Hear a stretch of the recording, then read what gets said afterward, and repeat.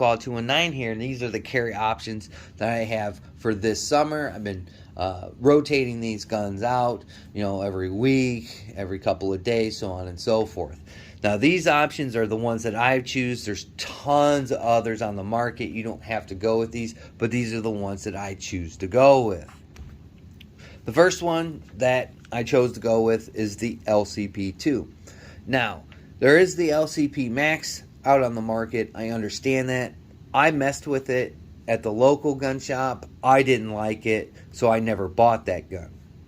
And the reason why I mention that is when you do carry the LCP2, you're going to lose capacity. That's just the name of the game when you come with these deep concealment guns, the pocket guns, get off me guns, whatever you want to call them. You start to lose capacity in it.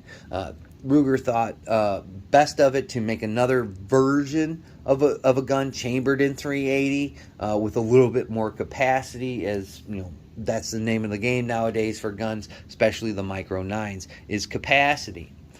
This one, again, I've sold a ton of them, and one of the biggest complaint is the recoil impulse. A lot of people think this gun is snappy. It's not fun to shoot, so on and so forth. And I'm like, well, it's not a range gun. This is the gun to get you out of a specific situation that you don't want to be on, so you can get to safety. This isn't a gunfighter gun. This is nothing of that. This is just to get you out of the problem that you're developing in front of you. So keep that in mind. The sights are, again, nothing to write home about. They're milled in there, so there's no adjustment for windage or elevation.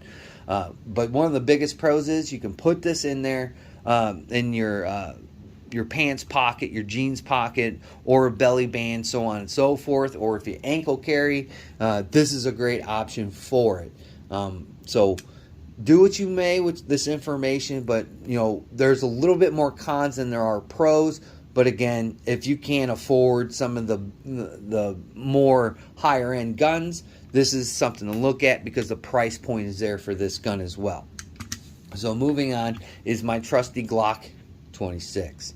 A lot of people don't like the 26. They stick with the 43X, the 48, so on and so forth. I totally understand that. I like the 26 because I'll give you a pro here. It takes 17 and 19 mags, so I can interchange those magazines with this gun. The majority of police officers and departments around here carry Glock 19s or Glock 17s. Those mags will fit in this gun. If something totally awry goes with, I have another option out there in case I need it. Again, I will caution you on a con. If you do use the 19 and 17 mag, especially with the X-Grip extension, I will say it will print a little bit more because it's going to stick out. You could use those mags as a backup option and just carry it with the 10-round mags that it comes with.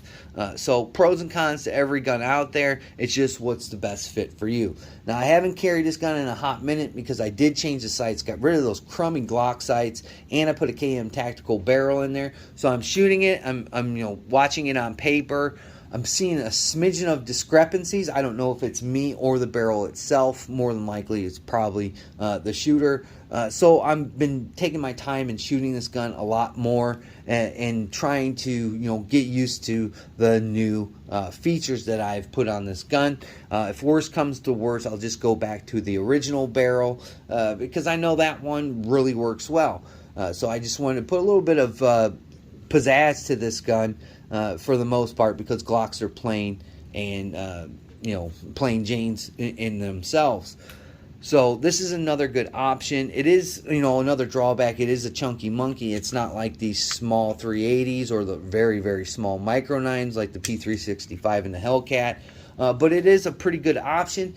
And it sits in the lower end of guns too for price points than the Hellcat and the 365. So keep that in mind when you come across a Glock 26. I really like this gun. I like the capacity value it adds and the concealability. You can put this on your hip, or you can crotch carry, whatever your tickles your fancy. But that's another option for the summertime. It's small enough. It's not a 19, it's not a 17, but if you can find those 48s and the 43Xs, those are good options as well.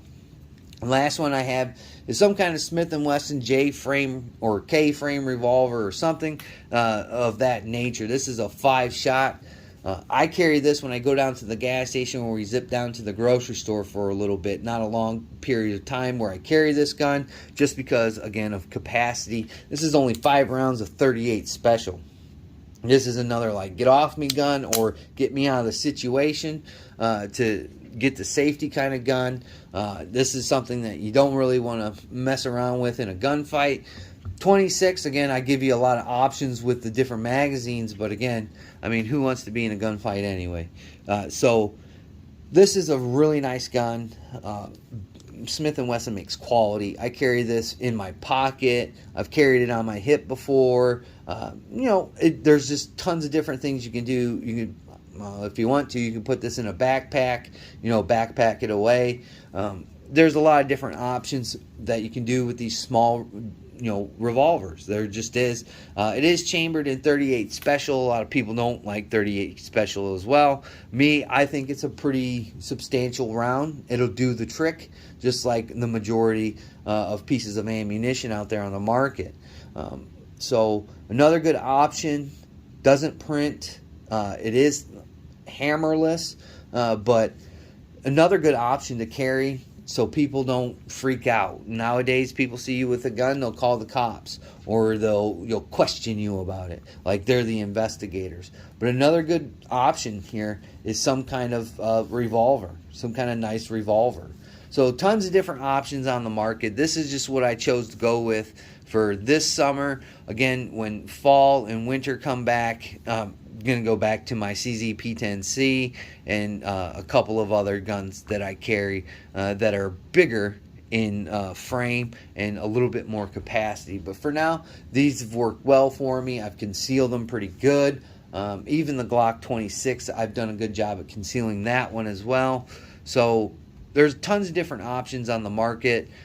Just remember, conceal and carry is a big thing in society right now. The majority of states have constitutional carry, so you can start by researching guns of what you want to carry, and make sure you do a good job on concealing it.